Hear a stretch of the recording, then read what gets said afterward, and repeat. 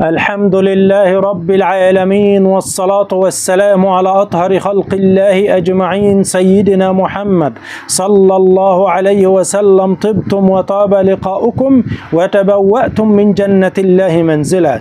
إذا رأى الرجل الغني الغراب في المنام علام أن أمواله سوف تسرق منه الأيام القادمة والله أعلى وأعلم.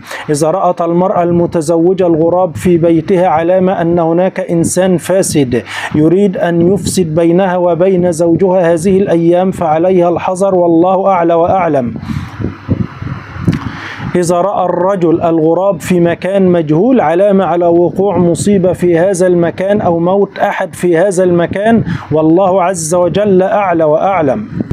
إذا رأى الشخص الغراب الأبقع علامة على طول عمره في الحياة والله عز وجل أعلى وأعلم. إذا رأى الرجل المزارع أو الفلاح الغراب على زرعه في المنام علامة على قلة الإنتاج هذا موسم الزراعة أو هذا العام والله عز وجل أعلى وأعلم.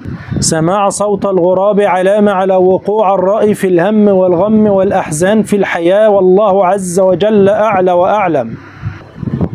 إذا رأى الشخص الغراب في المنام علامة أن هذا الشخص مختال في مشيته ومتكبر على الناس في الحياة والله عز وجل أعلى وأعلم.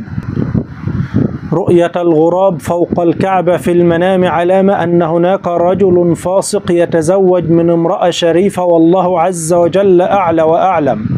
إذا رأى الشخص بيض الغراب في المنام علامة أن سيكون له ابن له منزلة كبيرة في الحكم والسلطة والله عز وجل أعلى وأعلم. إذا رأى الشخص هجوم الغراب عليه علامة أن هذا الشخص سوف يتعرض للعذاب الأليم والعذاب الشديد من ناس يمتلكون قوة وسلطة كبيرة في الحياة والله عز وجل أعلى وأعلم. إذا رأى الشخص أنه استطاع أن يهرب من الغراب في المنام علامة أنه يهرب ممن كان يريد أن يبطش به ويظلمه ظلما شديد والله عز وجل أعلى وأعلم. إذا رأى الشخص أن الغراب عضه في المنام علامة على تعرضه لأذية شديدة وألام شديدة الأيام القادمة والله أعلى وأعلم. إذا رأت المرأة المطلقة الغراب في المنام علامة أن هناك إنسان خبيث يريد أن يوقع بها بالفاحشة والله أعلى وأعلم.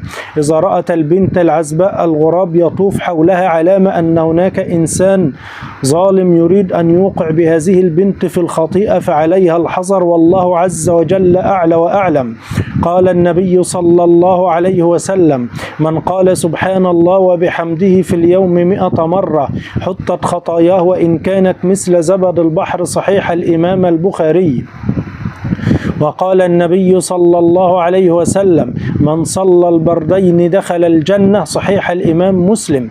البردين هم صلاة الفجر وصلاة العصر.